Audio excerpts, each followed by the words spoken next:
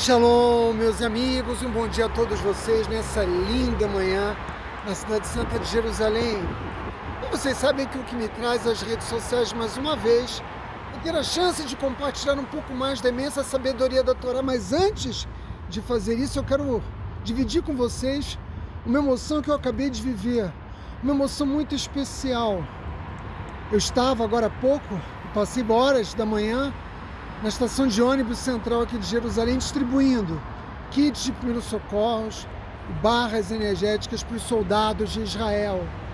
E essa foi uma das experiências mais prazerosas que eu tive nesses quase 13 anos em Israel, porque fazer com que um soldado abra um sorriso, dar a ele algo que vai ser importante, no campo de batalha, nesse período de preparação para a invasão terrestre, é algo que não tem valor. E eu só pude fazer isso naturalmente graças à ajuda de vocês. Eu fiz muitas imagens com meu amigo Daniel Azulay, que está comigo, o Torá.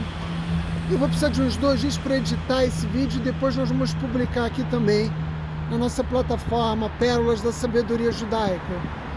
Mas agora que poucas horas nos separam do início do novo Shabat, eu devo lembrá-los que o povo judeu no mundo todo vai fazer a leitura da Parashá Lech Lechá.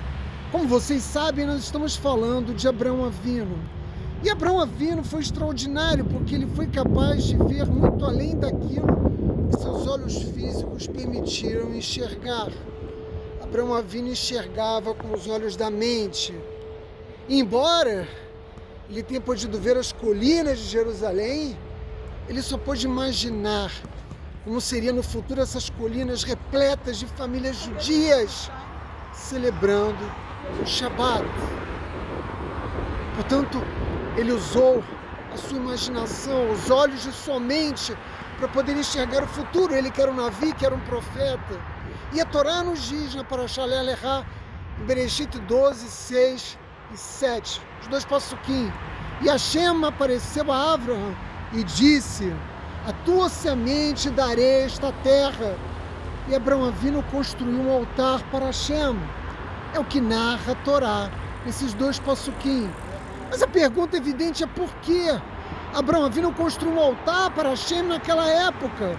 E o Midrash nos revela que nós aprendemos que todas as vezes que ouvimos as boas notícias de Hashem, nós devemos fazer uma oferenda. E você do outro lado da câmera vai me perguntar: mas Átila, quais foram as boas notícias que Abraão Avino ouviu de Akadosh Baruch Hu? Em primeiro lugar, que ele teria filhos. Lembre-se, Abraão Avino só foi ter Yitzhak aos 99 anos de idade. E que a terra de Israel seria uma herança eterna para seus descendentes, para seus filhos. E imediatamente ao ouvir essas boas notícias de Akadosh Baruch Hu, Abraão Avino fez uma proclamação pública de agradecimento. É isso que é uma oferenda, é isso que é armar um altar e fazer uma oferenda ao Criador. E há algumas curiosidades que precisam ser naturalmente ponderadas nesse relato, porque o Passuk anterior, a essa promessa de Hashem a Abraão Avino, nos conta que a terra era habitada pelos cananeus. Na verdade, eles enchiam essa terra, eles eram mais de 30 reinos. Aqueles mesmos gigantes que pareciam tão intimidadores para os espiões, que o povo judeu enviaria isso muitos séculos depois, e que fez toda a nação de Israel chorar quando estava tão próxima, prestes a entrar na terra de Israel. Eles tiveram medo de confrontar os tais gigantes. Mas Abraão Avino, um homem só, com uma esposa estéril, sem filhos, com uma pequena comitiva muito leal a ele, não teve medo de vir à terra de Canaã. E é preciso dizer que os cananitas o viam como um velho louco. Não deram, naturalmente, muito crédito a Abraão Avino. E nesse sentido, podemos dizer que Abraão Avino tivesse sido admoestado ou importunado pelos cananitas, mas Abraão Avino sabia que toda esta terra pertenceria por herança aos seus descendentes, a nós, o povo judeu. E todos nós, se vivêssemos na época de Abraão Avino, teríamos o direito de cairmos na gargalhada. É como se eu levasse agora o meu filho no Empire State Building, subisse ao topo e dissesse para o meu filho: você está observando a grandiosidade desta cidade? E meu filho: sim, papai. Rapaz, um dia toda essa terra será sua. O meu filho ia olhar para mim e dizer: sim, papai. Mas a reação de Abraão Avino, quando ouviu do nosso Pai Celestial, a Kadosh Baruch Hu, essa promessa, não foi a de descrédito, ao contrário.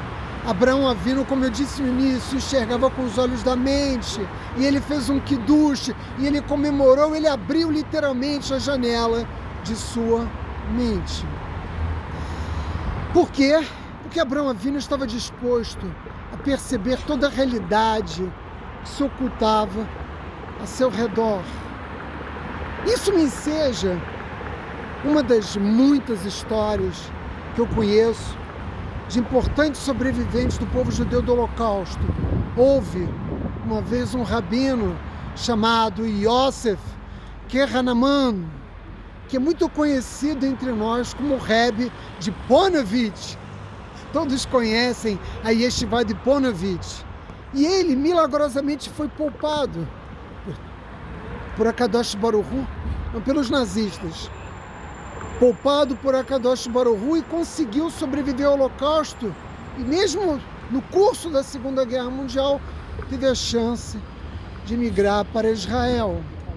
Quando ele chegou aqui em Eretz Israel, ele ainda não sabia da sorte de sua esposa e de seus 11 filhos, assim como de toda a sua yeshivá, assim como de toda a sua cidade, assassinados nos campos da morte dos nazistas. Ele só ficou sabendo disso algum tempo depois. A maioria de nós ficaria louco se tivesse perdido a esposa, todos os discípulos, todos os seus vizinhos, toda a cidade, todos os seus filhos. Mas o Rebbe de Ponevezh não ficou louco. E ele era visto comumente de dia e de noite, observando a duna mais alta da cidade de Bnei Brak. Bnei Brak é uma cidade de Torá, né? Todos aqueles que já visitaram Israel, que conhecem a história do povo judeu em Israel, sabem que, assim como Jerusalém, Bnei Brak é onde se concentram as mais importantes yeshivot do mundo. E o Rebbe de Ponevezh, quando chegou a Israel, foi viver em Bnei Brak, que é muito próximo de Tel Aviv. Dia desses eu faço um vídeo por lá. Se bem que lá, câmeras não são muito bem recebidas. Eu ainda preciso comprar uma câmera espiã para poder fazer isso sem criar nenhum desconforto à comunidade ortodoxa numerosa que vive em Bnei Brak. Mas ele não se deixou abalar por essas notícias aterradoras que envolveram a sua família, os seus alunos, a sua cidade. E durante os anos, ainda durante os anos de guerra, ele sempre era visto olhando para a duna mais alta.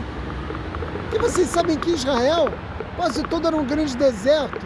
Nós temos construído dia após dia um paraíso nesse deserto.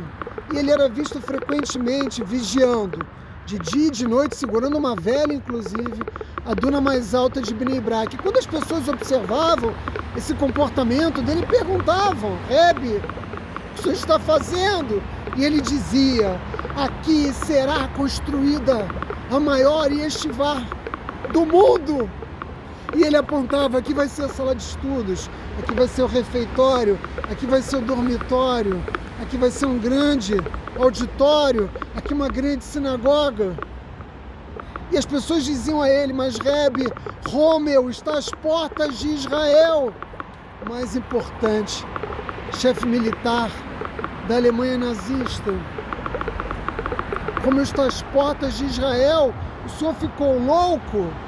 E o Rebbe respondia para todos aqueles que o admoestavam por sonhar em construir na mais alta duna de Bnei Brak, a maior yeshivá do mundo. Ele dizia: se eu fosse para Tel Aviv e quebrasse os vidros Todos achariam muito normal, que afinal de contas eu fiquei louco por ter perdido minha esposa e meus 11 filhos.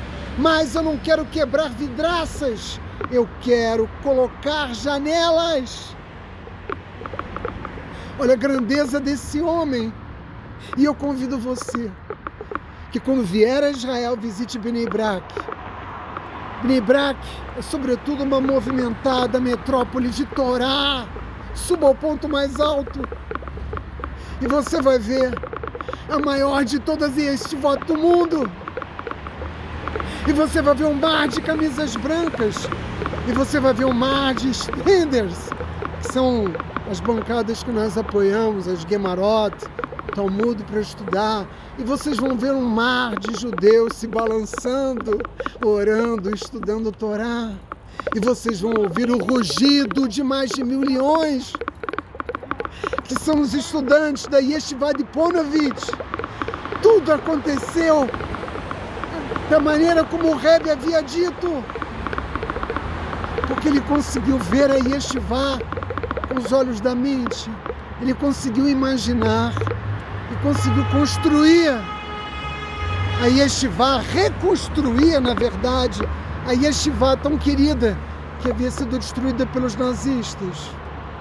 Embora Abrão Avino jamais tenha visto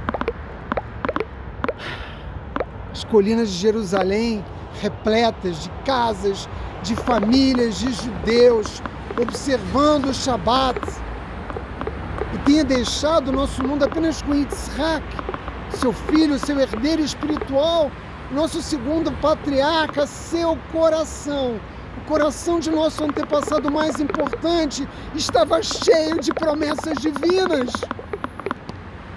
Seu coração estava cheio de promessas divinas. As promessas que Hashem havia feito ele. E ele imaginou, com detalhes, claramente, com os olhos da mente, no reino dos olhos de sua mente, tudo aquilo que iria acontecer no futuro. E nós, que somos os seus descendentes, estamos aqui para provar que Abrão Avino estava correto e que os 10 desafios que ele venceu valeram a pena, meus amigos. Shabbat Shalom.